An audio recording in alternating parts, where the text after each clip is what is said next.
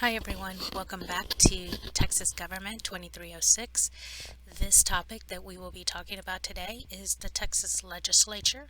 I have broken it up into two parts, so be prepared to have this video as well as a second part to it. So we'll get started now. Now when it comes to the Texas Legislature, our legislative body is elected from geographical districts. And what this means is that the state of Texas is broken down into various districts for the House and different districts for the Texas Senate. And this is all based on the 10-year census. So the districts that we currently have in place for the state of Texas come from the 2010 census data. So be aware that the numbers that you will see for the demographics for the population of the state of Texas are based on 2010 numbers. Like I said, this is based on census, and so these numbers will not change until sometime next year after the census for 2020 is concluded. Now the data from the census is used to redraw congressional districts. So this means that in 2010, or actually in 2011, the districts were redrawn. So what that gives us is that in the state of Texas, we have 31 Senate districts. So after the numbers from the 2010 census, redistricting was accomplished and senators, Texas state senators, these are state senators, represent approximately 800,000 constituents. If you want the exact number that are represented by each senator, I will put a link up on Canvas so that you can go to the Texas Legislature webpage and you will see what the exact number is. It is actually a tad bit over 800,000 people that they represent in each district. But for your purposes, 800,000 is fine, and please be aware that there are 31 Senate districts.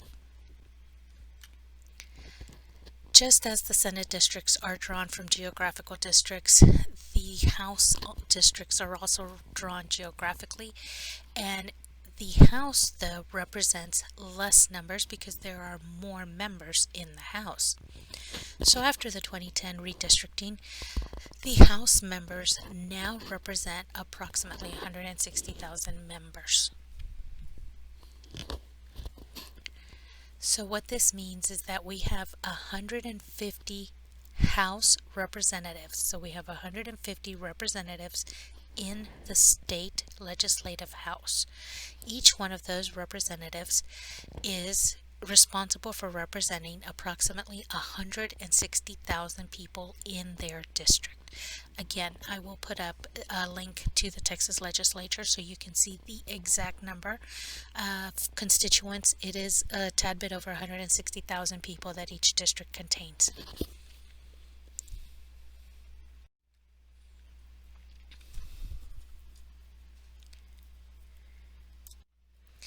Now the geographic districts, when we speak of each geographic district, as I told you during the last slide, each district, whether it is a House district or a Senate district, has approximately equal representation. Now this comes about because of a court case, Reynolds v. Sims.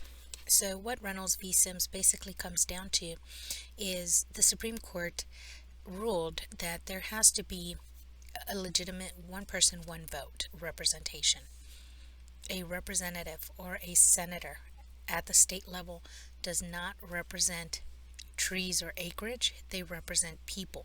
So what that means is that Reynolds v. Sims made it a requirement for state legislatures that have bicameral legislatures that have two chambers to have to make sure that their districts were equally apportioned, meaning each member of the House and each member of the Senate is representing approximately the same number of people as every other member of the House or every other member of the Senate. Of course, I've given you a link to an article on Reynolds v. Sims. Please be sure to click through and read up on the case. Also, I will post a link on Canvas to a video that explains the case and the circumstances behind Reynolds v. Sims that got us to this process, to this approximately one person, one vote with approximate equal representation.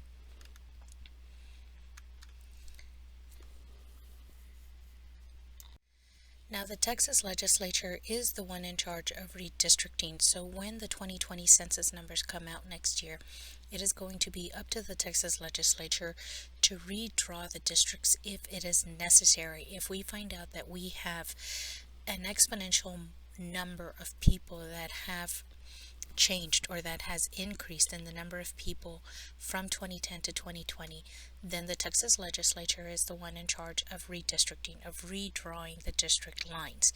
However, if the legislature itself fails in their task, then the function is then given over to the Legislative Redistricting Board. This is a board made up of members from both the House and the Senate, and it will then become their task to come up with these approximately equal representation districts.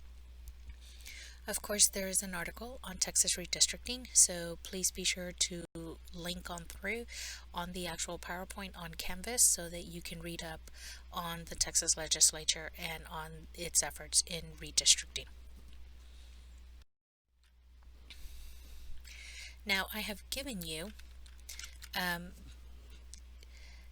this information on redistricting so that you can see how the numbers are affected at the Senate level and at the House level. Now, these numbers, of course, the numbers of people that the senators and the House members represent, are affected by outside forces. The most common outside force or influence is gerrymandering. Gerrymandering is the act of one party trying to redraw districts to have an advantage over an incumbent or to turn a district from one party to another. It is very commonly used by both parties who are trying to gain seats in either of the chambers of the legislature. Of course, Texas and gerrymandering have a long history. Remember, for the longest time, Anglos have been in the majority in the legislature, and so we have had members from both parties try to draw the districts for their advantage. As it is, Texas and other states in the South have to be very careful because of their history. Now the question becomes, is gerrymandering legal? Well, in certain instances, it really could be. However, when it comes down to the way gerrymandering is usually handled when it comes to politics at the state level, then no, it is not.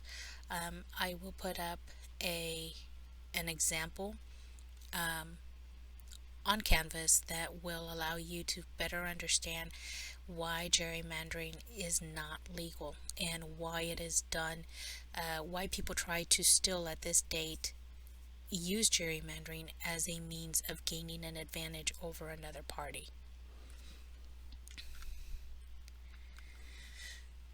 Now, of course, the tactics to gerrymandering are advantage. It is a numbers game. It is trying to gain more of your party's representatives in the legislature. What happens if you have more people from your party in the legislature? Well, then you are more likely to succeed in passing policies that are favorable to you and your constituents. Now, what I have here, these links which you can click to on the actual PowerPoint online, are examples of gerrymandering here in the United States. Some of them are recent, some of them are not, but you will be able to see just how drastic some of these districts have been drawn. Of course, none of these are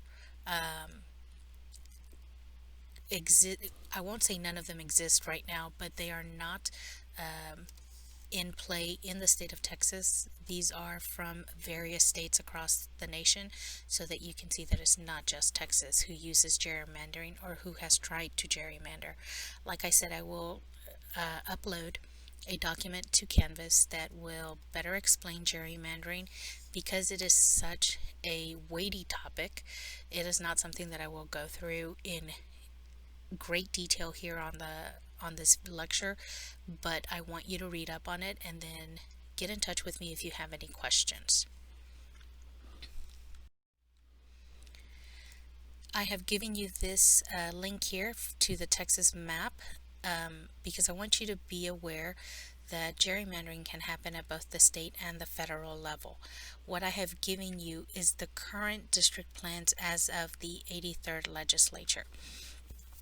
The 83rd is when the demographics that were used to draw the current maps, which is the 2010 demographics, so you can see what the districts look like. These are the districts that are currently being used because we are still under that district plan.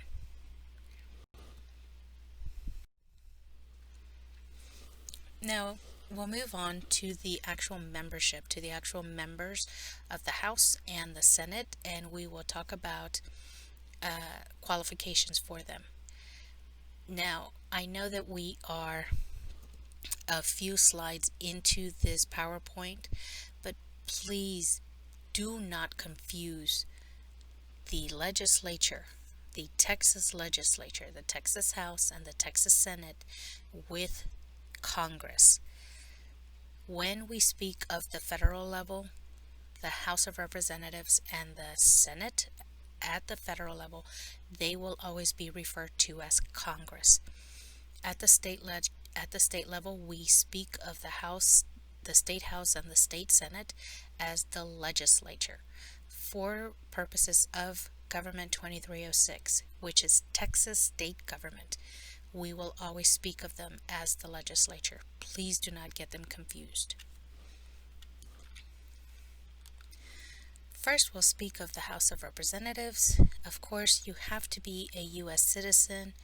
You have to be at least 21 years old, and there is a residency requirement. You have to live in the district that you wish to represent for at least 1 year, and you have to have had your residency in the state for at least 2 years. Of course, you have to be a registered voter. Now, the term for a member of the House of Representatives at the legislature is a 2-year term. Notice that I have put right here so that you will see these are unlimited terms. So long as you can keep being re-elected, you can continue to be a member of the House of Representatives.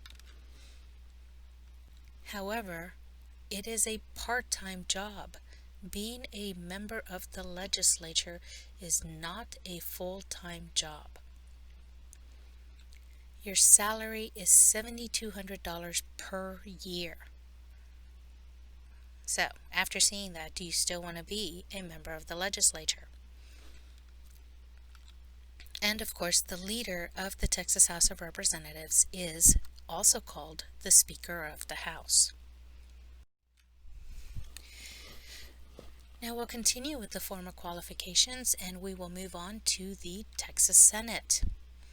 Of course, you also have to be a U.S. citizen. However, for you to be a Texas senator, a Texas state senator, you have to be at least 26 years old.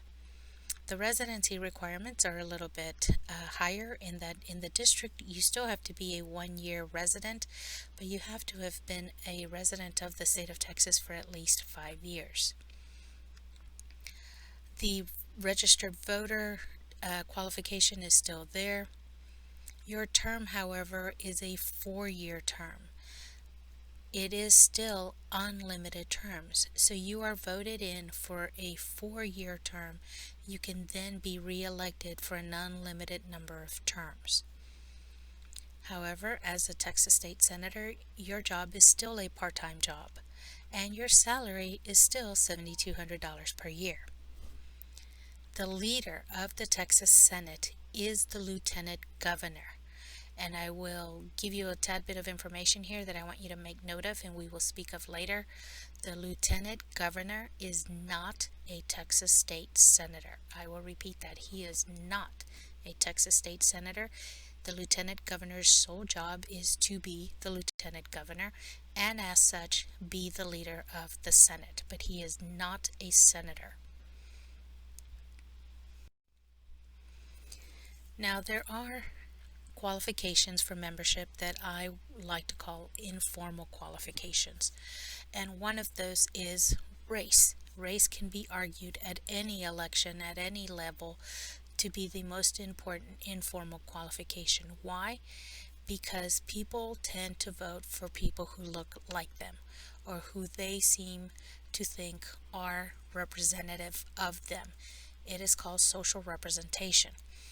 So in the state of Texas, of course, race is an important factor. Now, as I said, all of the districts that we currently have in the state of Texas for House members and for the Senate are based on population from 2010 because that was our last census. At that time, in 2010, the U.S. Census found that the state of Texas was made up of 47% non-Hispanic whites, 37% Hispanics, 11% African American, 4% Asian Americans, and 1% other. So these are the demographic breakdowns of the population of the state of Texas as of the 2010 census. Of course, this is going to change with the conclusion of the 2020 census, which is underway right now. Those numbers will not be available until sometime next year.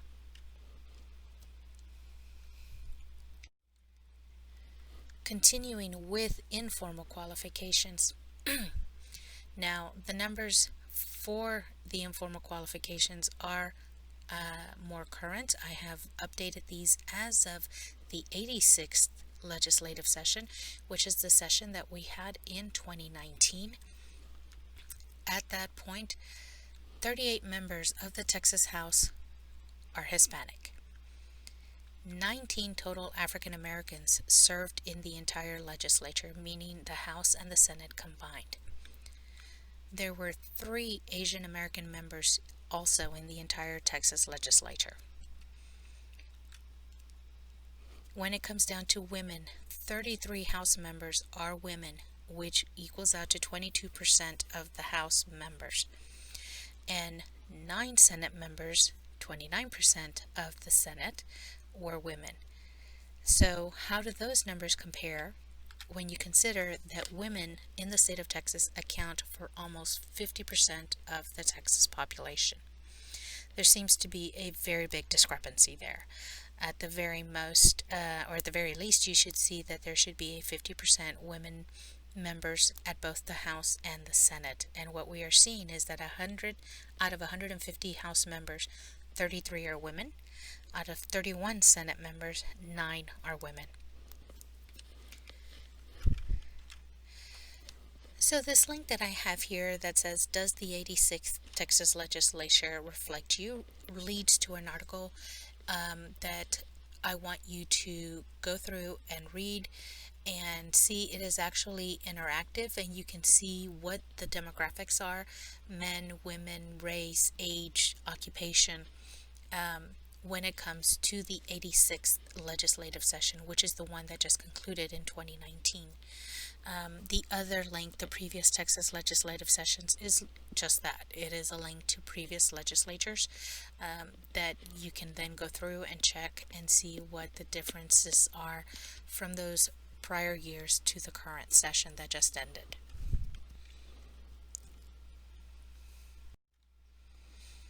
And we will continue with the informal qualifications. And I assume that some, if not all of you, have heard the term WASP, which equals out to White Anglo-Saxon Protestant, and in an increasing turn of events, of course, we are seeing mostly males. So when you look at the interactive that I linked up in the prior slide, you will see that the Texas Legislature is still made up predominantly of white men. Even though Texas is increasingly diverse, and it is probably the most diverse state in the nation, the legislature remains mostly white and male. And the persons in charge of the committees where all of the proposed legislation is enacted are led by white men.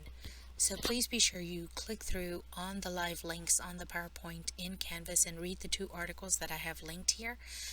They are very eye-opening and merit you to take some time to read and ponder what is said there. Another informal qualification is, of course, occupation, and what we see is that increasingly more of the members of the House and the Senate in the Texas Legislature are one of these 3 occupations. They're either attorneys, doctors, or businessmen or women. Now, why is that? Well, you will hear me say this a lot in this semester. Money rules. Money is the key ingredient to you and your ability to gain office. And how do you raise money? Well, a lot of it comes from your own pocket. If you are in one of these professions, then you are more likely to have money that is disposable for you to use towards running an election. Of course, you also have the ability to raise funds for your election. And how better to raise funds than if you can leverage your network? Whether you're an attorney or a doctor or a businessman, then you have lots of contacts and can therefore have the ability to look towards these contacts and networks for the ability to raise money. The last thing on this list, can party be an informal qualification? Now remember, we are a 2-party system. 2 parties in that we have 2 parties that are viable parties to have their members elected. So we have the Democratic Party and the Republican Party. Can party be an informal qualification? When it comes down to it, yes, it can. Because if you will ask your parents, your grandparents, your aunts, uncles, a lot of them will tell you that they will always only vote for Democrats, or that they will always only vote for Republicans. So at a certain point, who the person running doesn't matter. So long as they are one of the other parties, whatever party that person associates with, that is who they are going to vote with. So be aware of that, is that we want you to be cognizant not just of the party, but of the person running.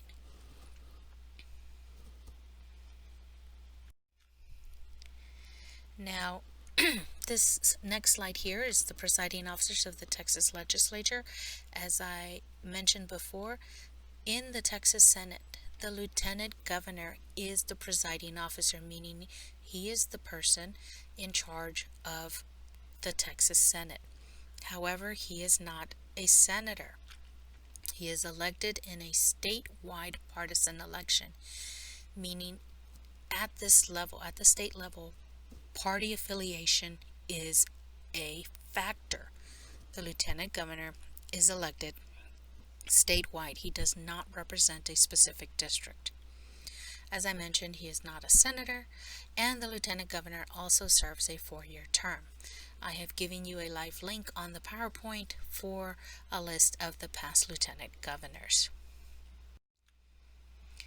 Continuing with the presiding officers, what we find is that in the Texas House of Representatives, we have a Speaker of the House. The Speaker is elected by the majority of House members.